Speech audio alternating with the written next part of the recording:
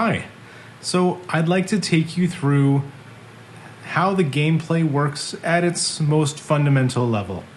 I'm not going to introduce all the extra mechanics of the course condition cards or the advanced mechanic tokens, not even multiplayer for that aspect. I'm just going to take you through what it's like to take your turn in the game, okay? I've put together a frame-by-frame walkthrough, so bear with me. So, let's say you're the first person up, and it's your turn. It's a par 4. You're stepping up. How are you going to play the hole, okay? Let's talk about how we would approach this hole. So the first thing you're going to do is you're going to consider tee pad. Which tee pad do you want? You've got one on the left, right, and in the center. You can choose any one of those. In this image here, you can see you have all these different spots where your disc could be. You also have all these flight paths at your disposal. So considering that you can throw any direction, front or back of the tee pad, any throw, let's look at some options.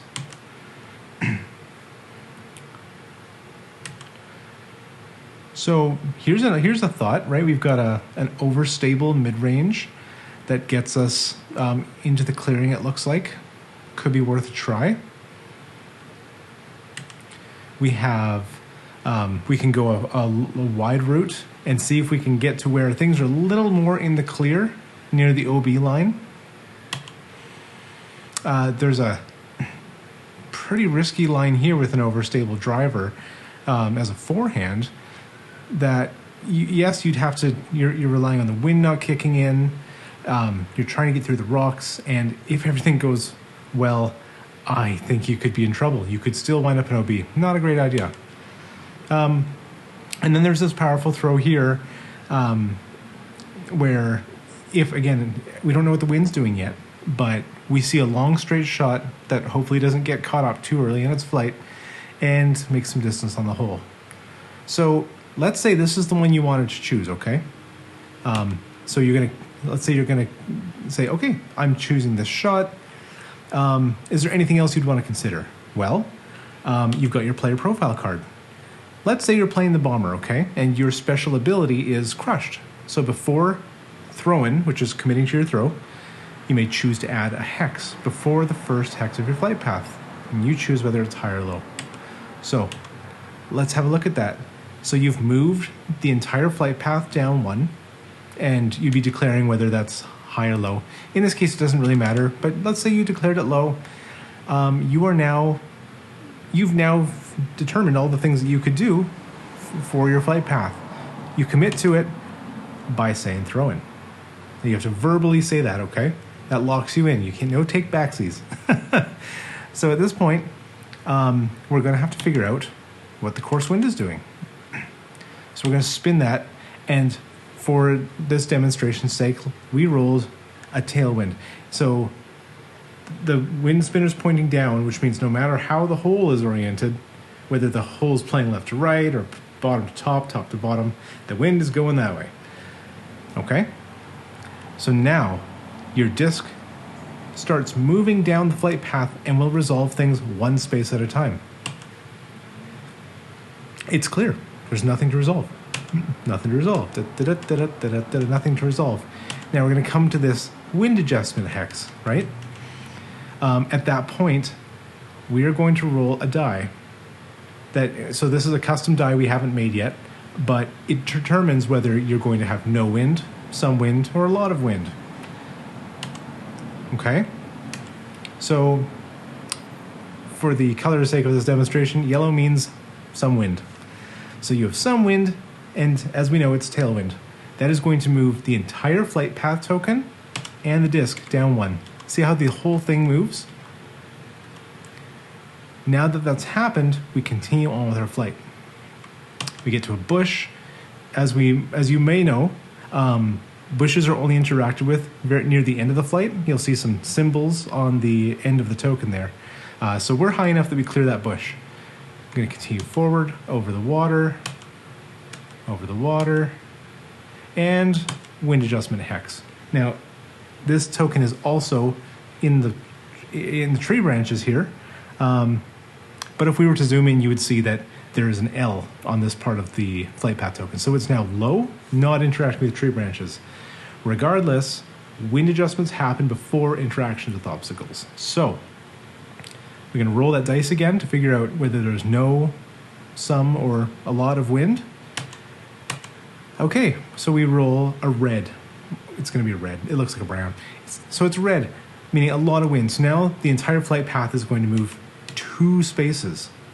Now, I know we saw that tree trunk right there, but when a disk adjustment is happening, or a wind adjustment is happening, the disk is in this state of a passability where it passes through passable objects. So you can use that to pass through those. Okay, we move 2 spaces. Oh dear, what can we see is going to happen now? We can see that our disk is going to finish its flight here, and it's going to wind up in the water. Oh no. So what are our options here? What's going to happen? One thing to consider is if it was to land in the water, it would be a water throw. So you'd have to, well, there's no drop zone in this hole. You'd have to play from point of entry, which I don't know if you can see my mouse, but it would be just by the base of that tree there. That's where we entered. We take a penalty stroke. I don't love that, but it's an idea. The other option we can consider is using something on our player profile card, which is a chain token. So one of the things you can spend a chain token on is a skip shot, which is essentially a ricochet, but in the direction that the disc was last traveling. Since the disc is traveling sort of up in a hookward motion, that is what we would spend our chain token on.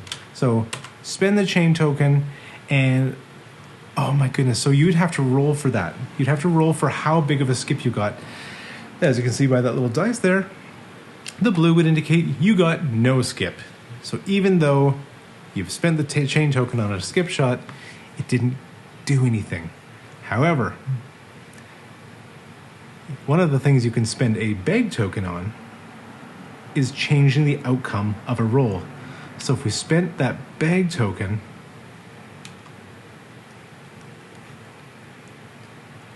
oh, looks like I didn't carry on with all these frames, but you'll see spending the chain token for the skip shot is better than getting stuck in the water. So if we spent that bag token there to change the wind result, or sorry, to change the skip shot result from none to some, see that? We're now going to get the skip we needed to skip our disc out of the water for this lie. That would be where your disc came to rest. You spent the maximum of 1 chain token and 1 bag token on this throw. And you're going to use that D10 dice now to record a stroke. That's just for you to keep track. You don't have to use it. Okay, so now that we're here, let's say everyone else has taken their turn. It's your second shot. We need to find a disc that's suitable for this situation. Wow, look at this. We have a somewhat stable mid-range with a lineup to chain into the basket. There is a wind adjustment first, but I'll show you how that works. So let's commit to the throw. We'll follow the disc's flight. We'll get to that wind adjustment hex. We're gonna roll, and okay, there's some wind. So what's gonna happen is the disc token and the flight path token are gonna blow down, and we are now at a state where you have a chance to chain in. Chaining in from afar, the odds are different whether you've done it with an approach disc, a mid-range disc, or a driver disc. So let's just pull out the instructions to see what roll is necessary for a mid-range disc chain in. And what we've got is you'll be rolling a 6-sided dice. 1 to 2 equals parked on the basket hex. 3 would be a ricochet. A 4, the disc misses the basket and continues on its flight path. And a 5 to 6 is a score. So We're going to take that roll. Oh, it's a 4. It looks like we're going to miss the basket and carry on the full flight. However, one other thing that you can do with bag tokens is you can adjust a roll's outcome by up to 2 when it comes to numbered dice rolls. So spending that, you'll be able to add 2 to your throw for that 6, and that is an eagle. Congratulations. So you have scored 2 under par on this par 4 with this incredible skip shot followed by a chain in. Unlikely, but possible if you know how to use the mechanics in this game.